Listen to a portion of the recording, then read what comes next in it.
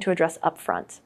We know these are not conversations everyone is used to having, so it may feel scary or uncomfortable at first.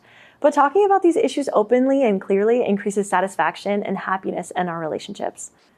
And not talking about them often leads to miscommunication, arguments, hurt feelings, and other harm. It is important that all people involved in the relationship are clear about their expectations. For example, whether this is an exclusive relationship or if you're dating other people. It could also mean what being a good partner means to them, like how often or when you want to spend time together and when you need to focus on school, job, sports, or family. Whatever the expectation is, if we don't communicate it, we can't expect our partner to know. Not all relationships include sexual activity, and a person should never feel pressured, expected, or obligated to do anything sexual that they don't want or don't feel ready for. If sex is a part of the relationship, respect for each other in the sense of what feels good, prevention methods, and what a person is comfortable with doing should be addressed. If pregnancy may be an outcome of a relationship, contraception should be discussed. It is not one partner's responsibility to take on the work of pregnancy prevention. Both partners should be involved.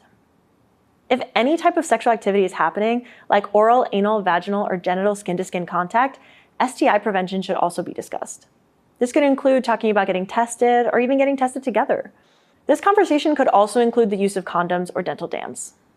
Our boundaries help us define what we're comfortable with and how we would like to be treated by others.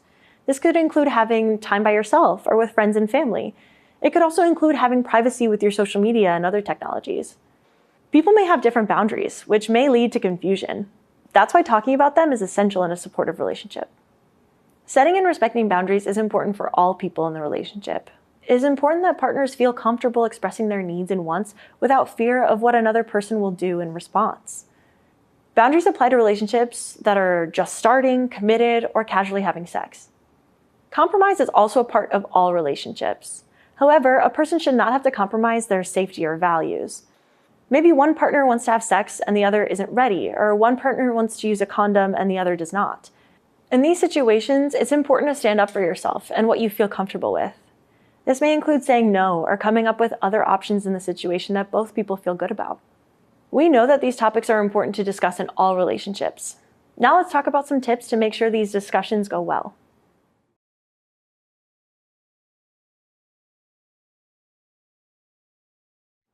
It can be hard to speak up about your needs or concerns in a relationship.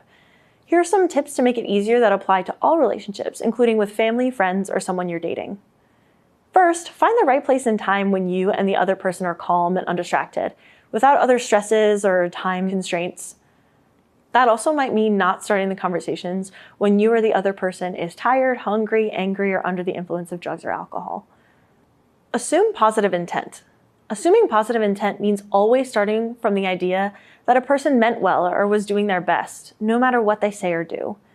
Intent is different than impact. Even if someone had good intention, their impact may still be hurtful. So assuming someone didn't mean to hurt you still means telling them that they did and explaining what you would like next time. Focus on the main issue. If there are more issues, discuss them one by one at a later date. Bringing up issues of the past or other concerns can be confusing or distract from the main topic. These other issues may still be important, but are often better addressed in a different conversation. Use I statements to discuss your feelings. Using you statements like, "You always say that," or "You never do this," may make your partner defensive and less able to hear what you're telling them. An example of an I statement would be, "I feel frustrated when there are dishes left in the sink all day," instead of, "You always leave your dishes around." I statements focus on your feelings about an issue and allow your partner to have their own thoughts and feelings.